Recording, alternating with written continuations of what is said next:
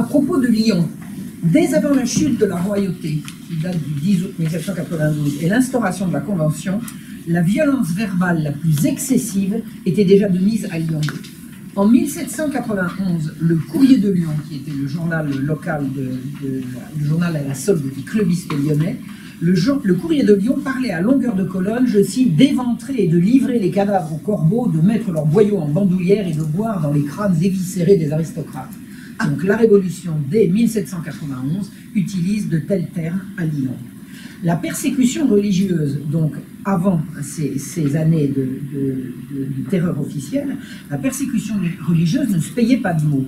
Le jour de Pâques 1791, c'est-à-dire que le roi est encore vivant, à la porte de l'église des cléristes, des fidèles venus à la messe de 6 heures, à 6 heures du matin, sont attaqués par une bande de forcenés qui, armés de fouets et de cordes, se ruent sur les femmes, les dénudent et les fouettent presque jusqu'à la mort, tandis que d'autres lapident les hommes qui essayent d'intervenir.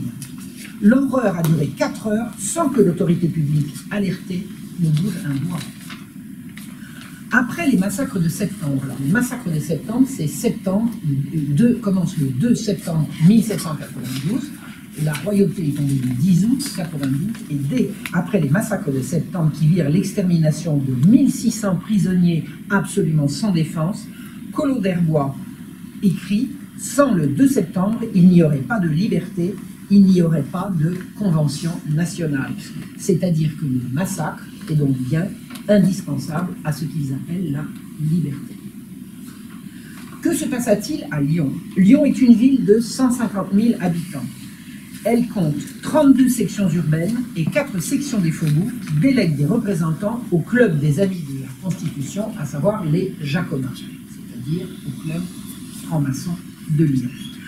À la tête des Jacobins, Joseph Chalier, c'est un ami du ministre Roland. Roland est un Lyonnais, et c'est un grand admirateur de Marat qu'il imitera. Il voudra être le Marat lyonnais, il y réussira, et au-delà de ses espérances. Il est rentré à Lyon, il était à Paris, le 24 août 1792, et il intègre la municipalité lyonnaise. Il veut épurer Lyon, ville réactionnaire, dont il veut éliminer les riches. Ses partisans sont appelés les Chaliers. Alors lui, c'est Joseph Chalier, on appelle ses partisans les Chaliers. Ils vont occuper le devant de la scène depuis septembre 92 jusqu'à mai 93. Dès le 9 septembre, ils tentent de perpétrer à Lyon les mêmes massacres qu'à Paris. Ils déterminent une liste de 200 aristocrates qu'il va falloir exterminer. Alors je vous explique ce que c'est qu'un aristocrate. Dans la terminologie de l'époque, vous ne pouvez être que 2 choses. Soit vous êtes patriote avec eux, soit vous êtes aristocrate contre eux. Et il n'y aura pas de 3e voie. Donc on dresse une liste de 200 aristocrates qu'il va falloir exterminer dans les prisons. Mais la garde nationale va intervenir, et elle ne sauvera pas 3 officiers et 4 prêtres tirés du lit, lapidés dans la rue et massacrés. Donc, les massacres de septembre n'ont tué à Lyon que 7 personnes, alors qu'ils en auraient voulu au moins 200.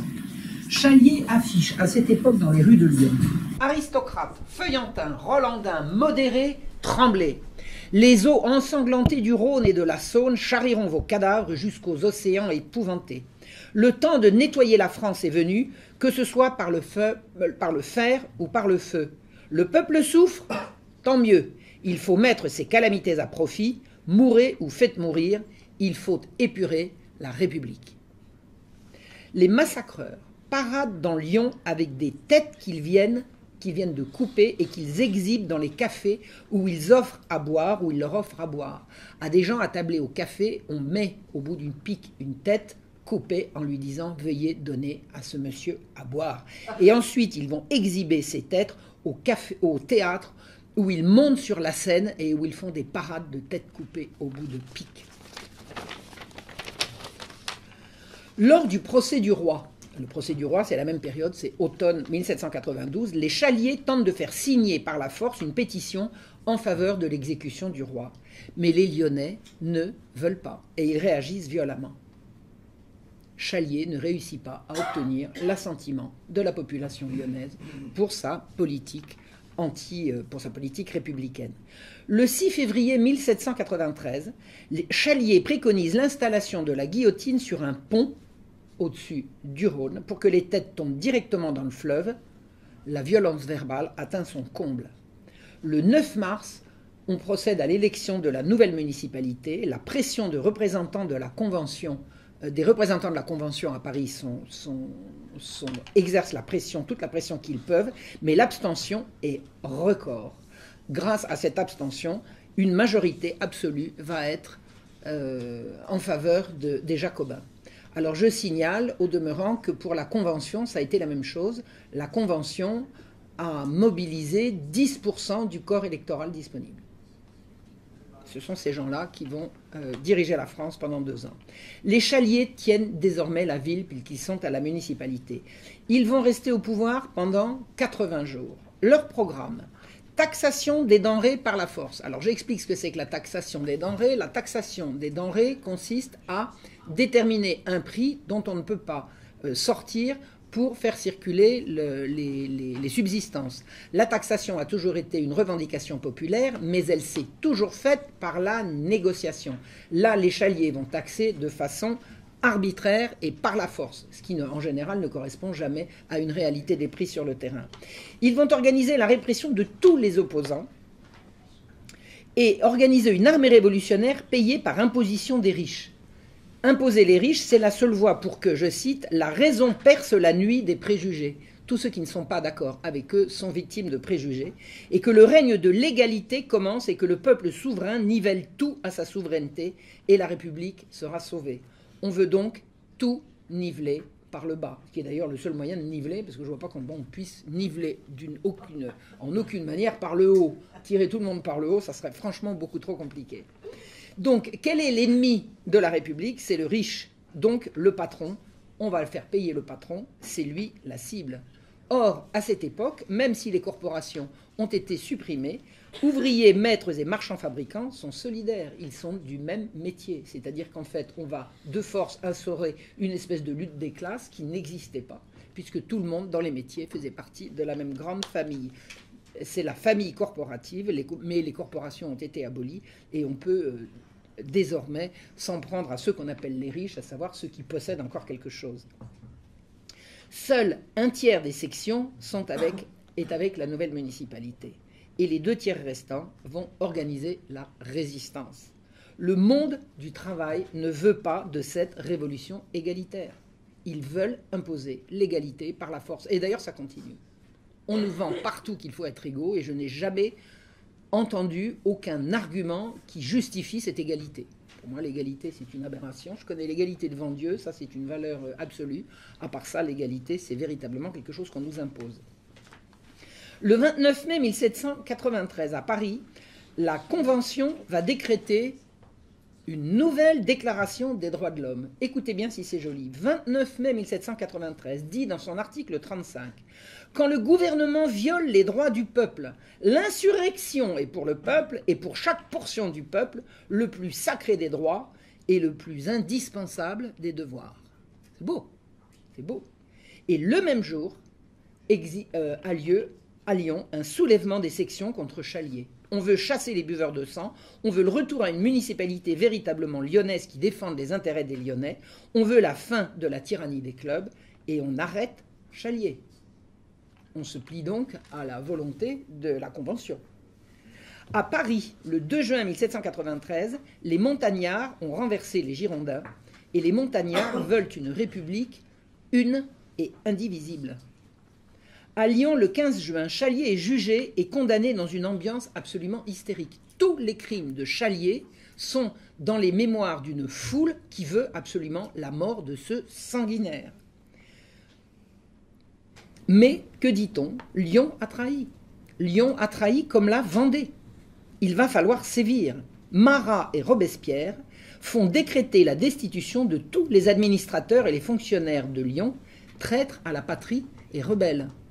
Alors d'une main, la rébellion et l'insurrection est le plus sacré des droits et le plus impérieux des devoirs, et de l'autre, on destitue tous ceux qui, suivant leur conscience, ont fait destituer un fou absolument sanguinaire.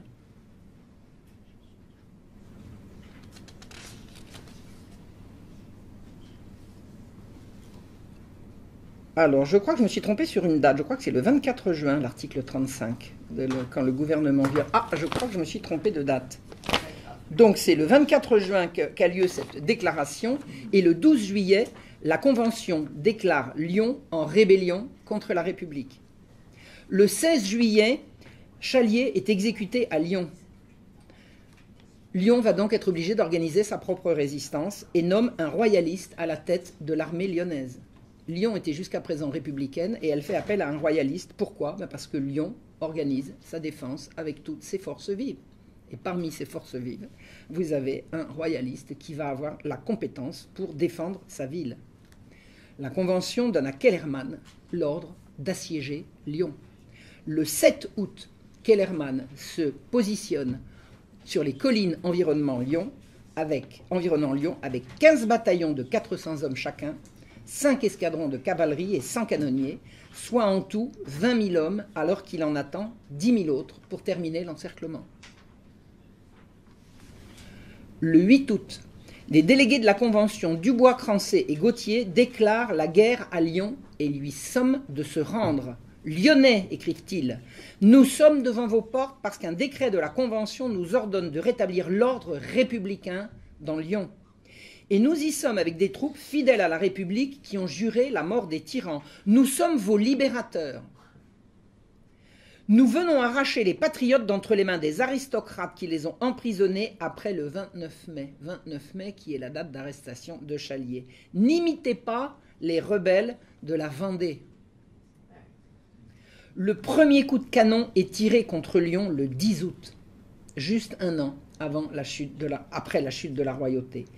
Ils vont tirer en tout 44 000 boulets, 5 000 gargousses à mitraille. Savez-vous ce que c'est qu'une gargousse?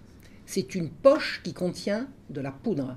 Une gargousse à mitraille, c'est une poche qui contient de la poudre et de la mitraille, c'est-à-dire des clous, des bouts de fer rouillés, tout ce qui peut constituer une arme absolument abominable après une explosion. On met ces gargousses dans les canons et on fait des meurtres de masse absolument atroces. Ils ont donc 5000 gargousses à mitraille qu'ils ont fabriquées. 600 000 coups de feu seront tirés, soit en tout 16 200 impacts par jour pendant 40 jours. Lettre de Roncin, commandant de l'armée révolutionnaire à Lyon. Une population de 120 000 âmes à Lyon. Il n'y a dans tout cela non pas même 1500 patriotes, mais 1500 personnes qu'on puisse épargner. C'est-à-dire, on revendique donc qu'on s'apprête à éradiquer 90% de la population lyonnaise. Le 15 août, Dubois-Crancé, donc émissaire de la Convention, rapporte « Lyon a été criblé cette nuit de bombes et de boulets. Partout, des incendies ont éclairé le ciel en plusieurs quartiers de la cité. Ceux qui souffrirent le plus furent les quartiers de la rue Saint-Dominique et du grand hôpital des terreaux. Ce fut un feu d'enfer. 2000 personnes périrent cette nuit-là. » Le 22 août, c'est encore pire. L'hôtel-Dieu sur lequel flottait le drapeau. Alors vous savez ce que c'est qu'un hôtel-Dieu, hein, c'est ce qu'on appelle l'hôpital. À l'origine, dans ce temps-là, ce qu'on appelait l'hôpital, c'était l'asile. L'hôtel-Dieu, c'est ce qu'on appelle aujourd'hui l'hôpital. L'hôtel-Dieu sur lequel flottait le drapeau noir des Lyonnais, comme sur les 50 clochers de la ville, le plus beau monument de ce genre en Europe, fut incendié 44 fois. Cet hôpital dans lequel gisaient 1500 malades et blessés, hurlant de douleur et d'épouvante tandis qu'on les emportait dans la poussière des décombres et la fumée des incendies, reçut durant 40 jours plus de 600 bombes. Ceux qui purent être sauvés furent évacués dans les couvents désaffectés. C'est donc bien une politique très précise de bombarder un hôtel-Dieu. Couthon. Alors Couthon, c'est, vous savez, le paralytique qu'on retrouvera aux côtés de Robespierre. Il était à Lyon à ce moment-là. Il écrit à Paris. Les muscadins de Lyon, alors les muscadins, pour eux, c'est les riches. Hein, c'est les riches lyonnais. Les muscadins de Lyon sont au bout de leur peloton. Hier, un boulet est tombé sur la voûte d'une cave où plus de 500 de ces gredins étaient enfermés. Sautez, muscadins. Ils sont partis vers l'autre monde pour y donner des nouvelles de la contre-révolution. L'hôpital ayant servi de retraite aux rebelles lyonnais, nos grenadiers y ont mis le feu et ils continueront à le faire. Le magasin à poudre vient de sauter, grand Dieu, le joli feu d'artifice. Je n'ai jamais vu de feu d'artifice plus divertissant. Alors le feu d'artifice était une distraction de tout le XVIIIe siècle, là, il faut le savoir. Donc la façon de faire des feux d'artifice pendant la Révolution, désormais c'est ça. Le 24 août, le bombardement de Lyon dure de 16h jusqu'à 8 heures du matin, sans discontinuer. Furieux que les Lyonnais ne se rendent toujours pas, Dubois-Crancey ordonne de laisser les morts sur place pour qu'ils empestent et provoquent des épidémies. Y a-t-il une guerre où on ne retire pas les morts? Oui, la guerre contre Lyon. On ne fait aucun prisonnier, on tue immédiatement sur place. Dans la nuit du 7 au 8 septembre et celle qui suivit, 500 bombes et 1000 boulets rouges tombent sur la ville. Du 9 au 21 septembre, le bombardement ne cesse pratiquement pas. Fin septembre, les Lyonnais n'ont plus rien à manger. Ils font cuire des herbes dans de la graisse de parfumerie. C'est la famine. Lyon capitule le 8 octobre 1793, après avoir vu la destruction de 1600 de ses maisons. Malgré les engagements pris, les délégués venus apporter la reddition seront fusillés ou guillotinés sous divers prétextes. Loi du 1er octobre 1793, présentée par Barrère. Ça vous dit quelque chose, 1er octobre? Reynald vient de nous en parler. C'est à la Vendée que se reportent les vœux coupables de Marseille, la vénalité honteuse de Toulon, les cris rebelles des Lyonnais.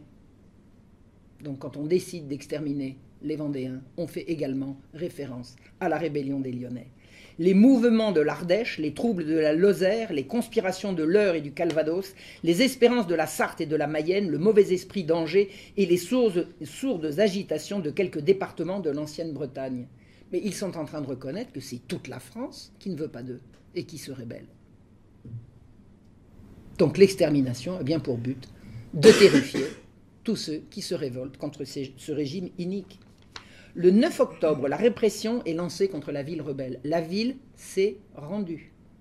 La ville s'est rendue. On va donc lui faire payer sa défaite. Une rafle est organisée de tous les biens saisis au détriment de familles chassées de leur domicile. On entre dans les maisons, on chasse les habitants qui se retrouvent à la rue et on pille tout ce qu'ils ont. On pille, on tue, on guillotine, on viole. Vous avez des soldats qui entrent dans les maisons, que croyez-vous qu'ils fassent avec les femmes de la maison? Officiellement, il y aura 1682 exécutions. Un affidé de Robespierre en avoue 6000. Il y en aura en fait beaucoup, beaucoup plus. Saint-Just dit, le 10 octobre 93, « Vous avez à punir quiconque est passif dans la République et ne fait rien pour elle. » C'est-à-dire qu'à Paris, on décrète à présent que c'est un crime que de ne pas soutenir la République. Car son inertie est une trahison et le range au nombre des ennemis publics. Or, entre le peuple et ses ennemis, il n'y a rien de commun que le glaive. Il faut gouverner par le fer ceux qui ne peuvent l'être par la justice. Et il faut comprimer la majorité monarchique ou neutre. La République ne sera fondée que le jour où les sans-culottes, seuls représentants de la nation, seuls citoyens, régneront par droit de conquête. Le 12 octobre, la Convention décrète, et ce décret de la Convention arrive à Lyon le 16. Le nom de Lyon sera effacé du tableau des villes de la République. La réunion des maisons conservées, parce qu'il est question de tout détruire, la réunion des maisons conservées portera désormais le nom de ville affranchie. Il sera élevé sur les ruines de Lyon une colonne avec cette inscription « Lyon fit la guerre à la liberté, Lyon n'est plus ». On lance la régénération de communes affranchies. Et c'est extraordinaire, vous avez des courriers datant de cette époque partant de Lyon qui sont incompréhensibles par l'écrasante majorité des habitants de la France. Ça n'est plus Lyon, c'est ville affranchie, ça n'est plus le calendrier habituel, c'est un calendrier républicain. Donc un courrier partant de Lyon à cette époque-là est rigoureusement illisible. On va donc lancer la régénération de communes affranchies.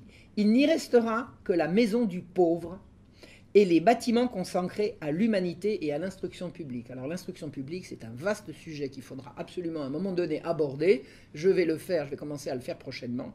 Ce qu'on appelle l'instruction publique, c'est faire rentrer dans les têtes de la République que les nouvelles valeurs sont rigoureusement l'inverse des anciennes.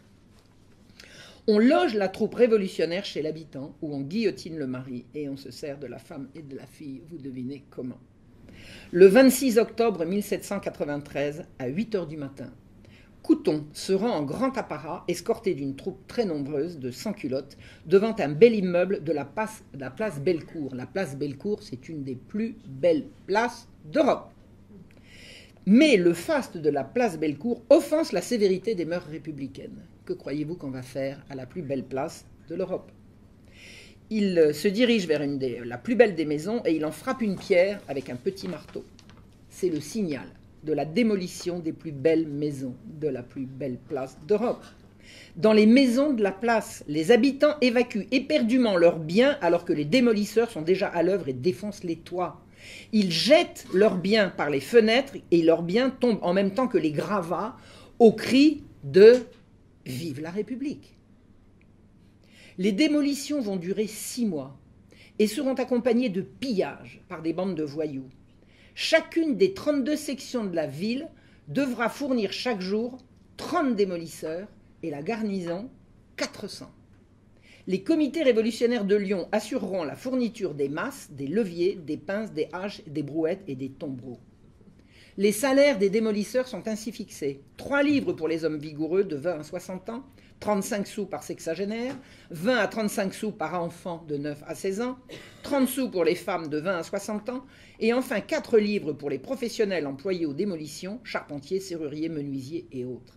On utilisera en tout 20 000 démolisseurs et on usera du canon pour aller plus vite et abattre des immeubles en enfilade. Le 2 décembre, on annonce aux clubistes, alors vous avez compris qui sont les clubistes, un grand acte de justice nationale se prépare. Il sera de nature à épouvanter dans les siècles à venir ceux qui songeraient encore à s'insurger contre la République. Pour assurer à ce spectacle la majesté qui s'impose, les corps armés, les magistrats du peuple et les fonctionnaires sont invités à y envoyer une députation. Ce jour de justice doit être un jour de fête. Signé d'Orfeuille, président du tribunal révolutionnaire.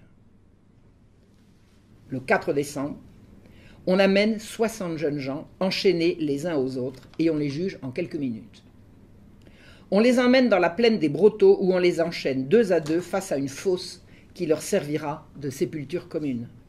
Et on leur tire dessus à coups de canon, à mitraille. Les membres et les têtes volent de toutes parts au son du tambour. Ceux qui vivent encore sont achevés au sabre. Leurs gémissements retentiront pendant des heures et quelquefois des jours. Il reste pourtant 209 prisonniers dans les geôles de Roanne. On les convoque et on leur demande leur nom et leur prénom, et ça suffit. L'énoncé de leur nom et leur prénom est suivi immédiatement de leur condamnation à mort. On les emmène dans une prairie menant à la Pardieu et on les attache à des saules. Et là, la fusillade commence. Il y a bien évidemment plus de blessés que de morts. On les achèvera à l'arme blanche. Cette mise à mort fut interminable. Certains râlaient encore le lendemain. Des Jacobins se vanteront d'avoir joui du spectacle depuis la fenêtre d'une salle où ils festoyaient en compagnie de prostituées. L'orgie fut totale. La veille, les épouses, les mères et les sœurs en voile de deuil s'étaient rendues à l'hôtel de ville où siégeait le tribunal révolutionnaire et s'étaient jetées aux pieds de Collot d'Herbois et de Fouché. Lassés d'entendre leurs gémissements, ils les ont fait chasser sans ménagement et une fois dehors, les ont prévenus que si elles se rapprochaient, on les ferait partir au canon. Dorénavant, tout rassemblement de femmes serait interdit à Lyon. 2 femmes ayant malgré tout manifesté leur indignation ont été condamnées à être attachées 6 heures durant entre les 2 montants de la guillotine dégoulinante du sang des exécutions de la journée. On comptera en tout 17 000 exécutions, dont des enfants de 4 à 7 ans et un chien, et on entendra un perroquet comme témoin. La chute de Robespierre a mis fin aux fusillades. La vengeance des survivants sera terrible et les violences recommenceront avec sauvagerie. Lyon est passé de 150 000 habitants à moins de 80 000. C'est un chiffre qui fait comparer Lyon à la situation de Marseille après l'hécatombe de la peste de 1720. Je vous remercie.